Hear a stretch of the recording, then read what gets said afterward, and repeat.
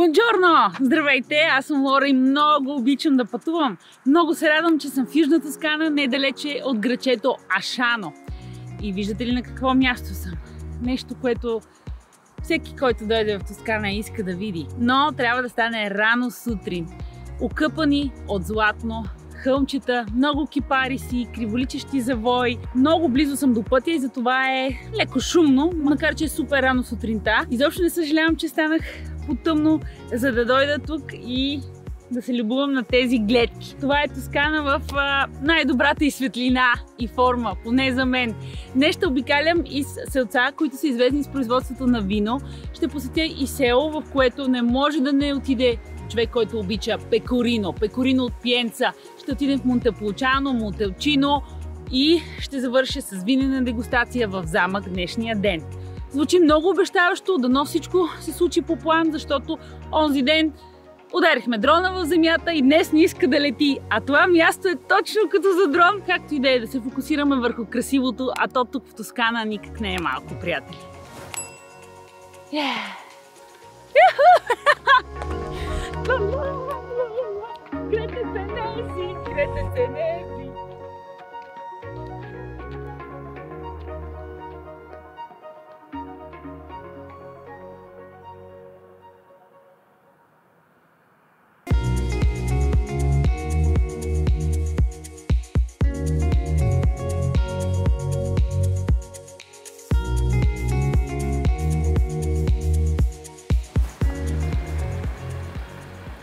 Пристигнах в Ашано и сега се отправям към центъра на това малко градче. Това е първото, което видях. Фонтан, построен през 15 век. Хайде нагоре. Предполагам, че улиците ще са празни.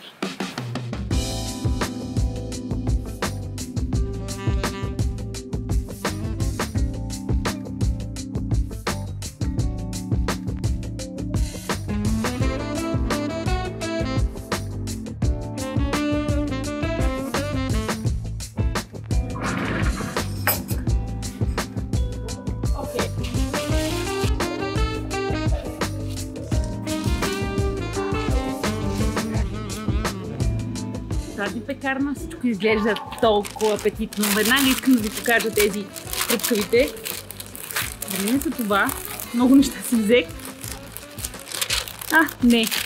Това е тънко парче тесто. Отгоре са накацали закачливо домачета. Вижте само. Но не, харесвам пекарни като тази. Доста ме впечатлиха ето тези, като сухари са, тънко тесто. Доста хрупкаво.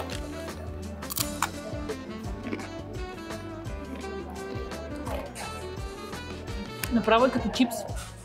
Има сол по него, мазнинка и е много апетитно. Би вървяло с вино според мен. Чипс. Хлебен чипс.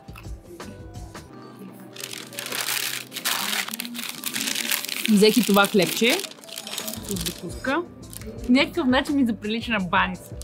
С меко сирене, виждате ли, тънко е като фокача и отгоре има меко сирене, което е запечено. Това е идея, да си направя фокача отгоре с яйца и сирене, като отворена баница фокача.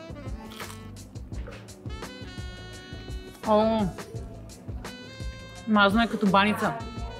Чудесен избор. Ашано, много хубаво място.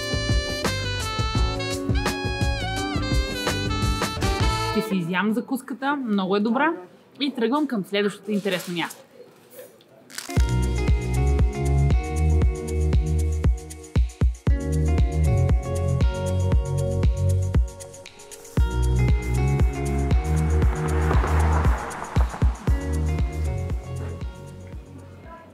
Току-що влязох в старата част на Монтепулчано. Едно от най-високо разположените малки градчета в Южна Тоскана. Намира се на 665 метра над морска височина. Туристическо е, известно е с производството на вино. Ще си купя една бутилка и ще се разходя в централната част.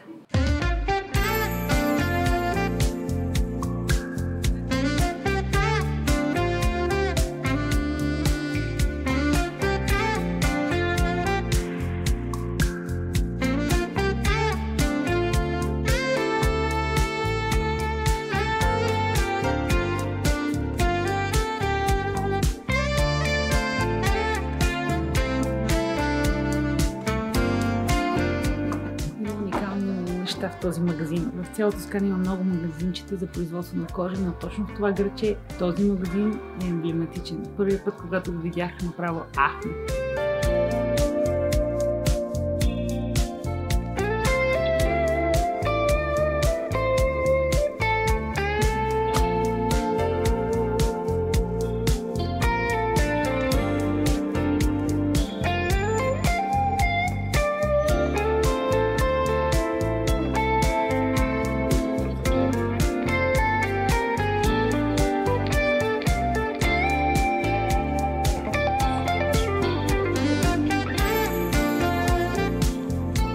Пиаца Гранде.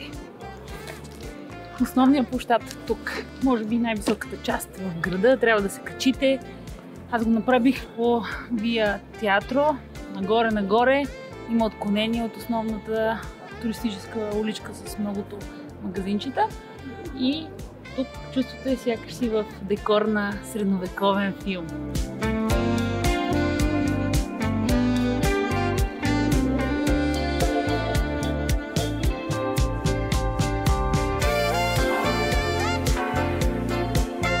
Точно на самия площад има винарна, чийто вход е свободен. Градът е от 13 век и човек може да се разходи. В самата изба човек може да направи дегустация. Пред мен има грамадна бъчва с Нобиле 2017 година и табела, която казва, че долу е било затвор и някакъв таен път. Къде е отивал, нямам идея. Още Нобиле. Бъчва номер 3. 4.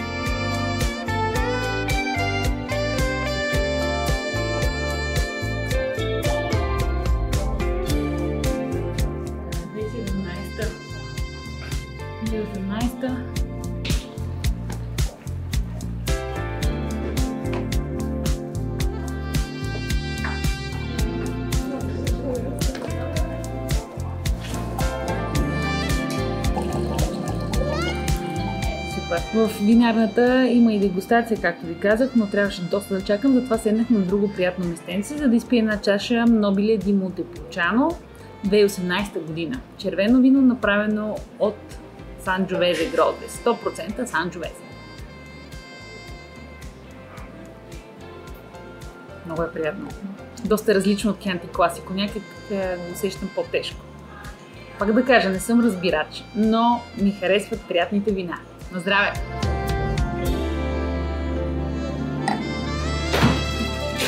Взех си една бутилка вино, много ми хареса и отивам към следващото място.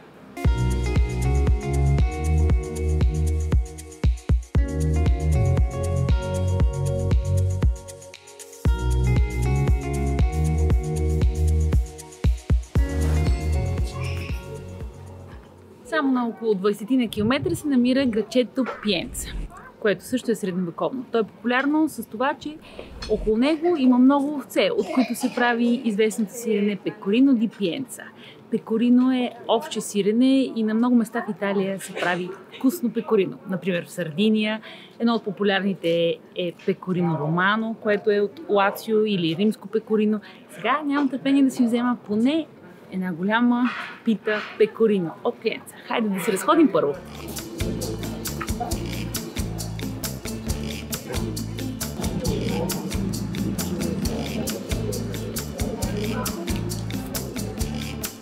Това градче е роден папа Пий II. Този площад е кръстен на него. Пиаца Пио II.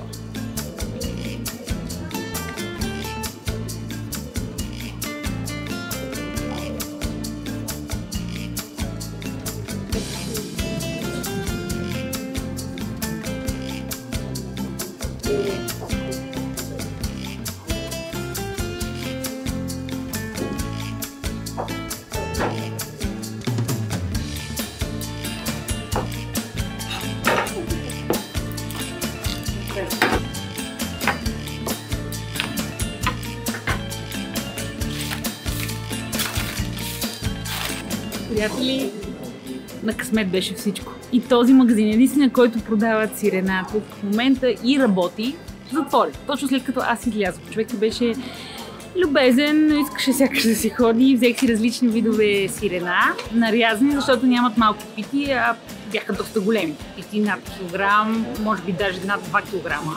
Няма как. Взех различни видове пекорино, качествен зехтин и желе от вино, за да намажа на филийка и да хапна вкусно пекорино, когато се прибера в България. Всички сирена са вакуумирани, така че никой няма да ме убие в самолета, че ще му мирише на пекорино от пиенци. Сега ще опитам нещо много вкусно, което преди няколко години опитах тук, на същото място и надявам се качеството да не се е променило. Хайде да ви заведа.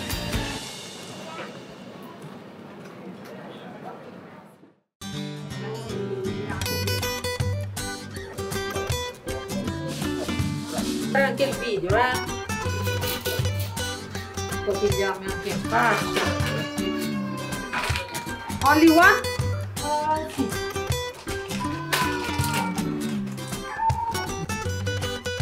Anche, guarda. Anche qualche minuto di più.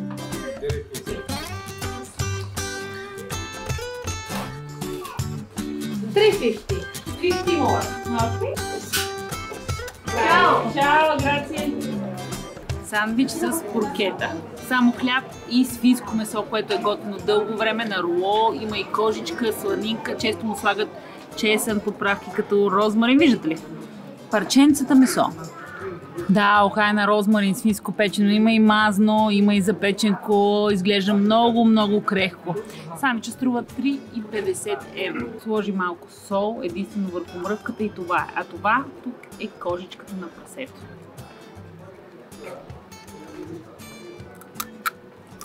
О, опитай! Много е добро.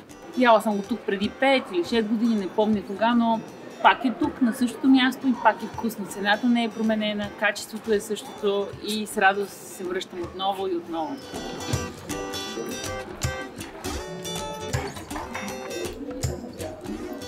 Хапам си сандвича, малка разходка из красивата пиенца и отивам на друго място. Днес съм запланувала да видя толкова много неща и да опитам толкова много вкусна храна и вино, че няма пак да ми стигне времето. Нищо, че съм станала по-тъмно.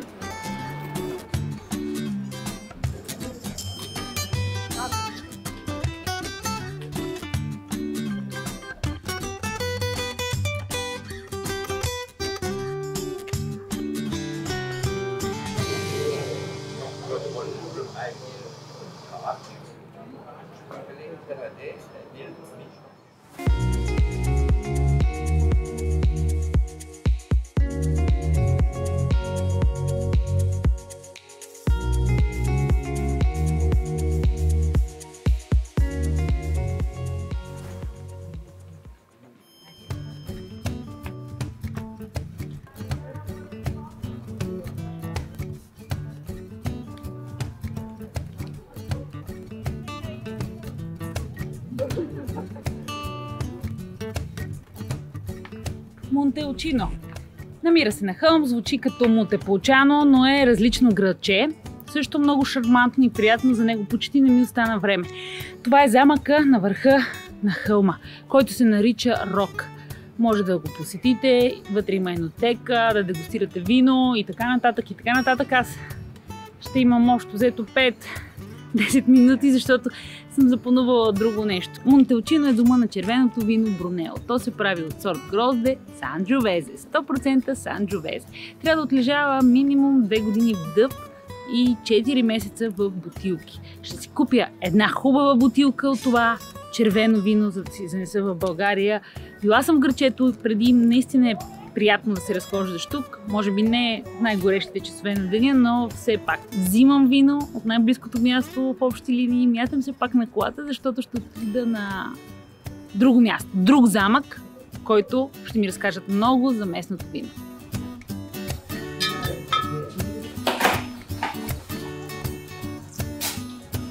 Взех бутилка Брунело, това е по-качествено, по-отлежало вино, както ви казах, така че една от най-бюджетните версии беше 21 евро. 21 евро за тази бутилка. Хайде към колата, газ!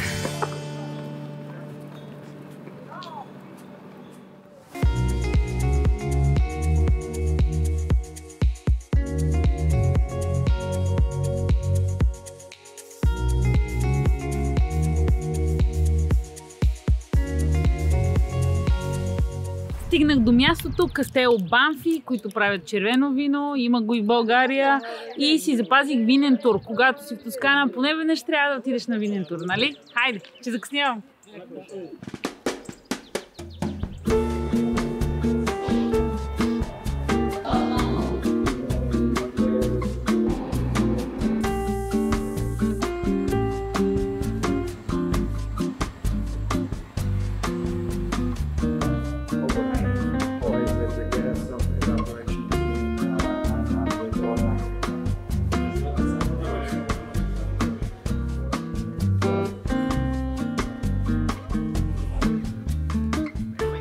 Махнах маската. Тура приключи, взех си 2 бутилки с вино. Едната с пенливо, защото просто обожавам балончетата, другата с червено вино. Росо ди Монталчино. Също много приятно. Някак ежедневно, може би, не знам, хареса ми. Тура беше интересен. Започнахме с помещение, в което отлежава балсамов оцет. Тук правят и балсамов оцет. След това ни транспортираха до място, където са големите бъчви. Място, където се произвежда виното от тази изба, която се оказа доста голяма. Правят 10 милиона бутилки годишно. Изобщо не знаех, че Банфи са чак такъв производител. Накрая завършихме с дегустация на едно бяло пенливо вино и 3 червени, които аз не можах да изпия, но и 3-те ми допаднаха. И толкова край за днешния ден, за сега. Отивам на друго място, там където започна всичко.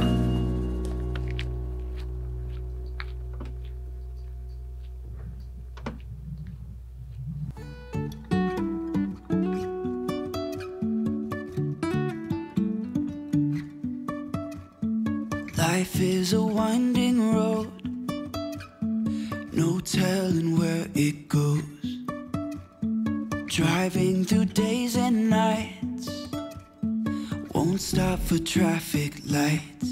Приятели, докато стигна до мястото, на което започна моя днешен ден, попадах на това място. Пълно е с народ. Всички снимат. Извадили се стативи, имаше допреди малко дрон. Всички са насочили погледи към това имение с кипарисите и към залязващото слънце. Наистина е приказно. Толкова е красиво и спокойно. Слагам край на днешния ден. Надявам се обиколката и с малките тоскански градчета да ви е харесала. Пих хубаво вино. Посетих места, на които отдавна не бях ходила и много ми харесва. Пак ще се връщам в Тоскана, а тук има нещо много специално. Не мога да го опиша с думи, но и вие сте си харесали нещо от видеята, които правихме. Това не е единственото видео от Тоскана, но ще бъде последното. За тази година поне. С залязващото слънце ви казвам чао. Беше ми много приятно да съм из улиците на тосканските градчета. Ако видеото ви е харесало, харесайте го и го споделете на най-близките си хора и се абонирайте за канала ми, ако още не сте го направили, за да пътуваме заедно в България и по света. Чао и до скоро! Аз съм Лора, приятен път!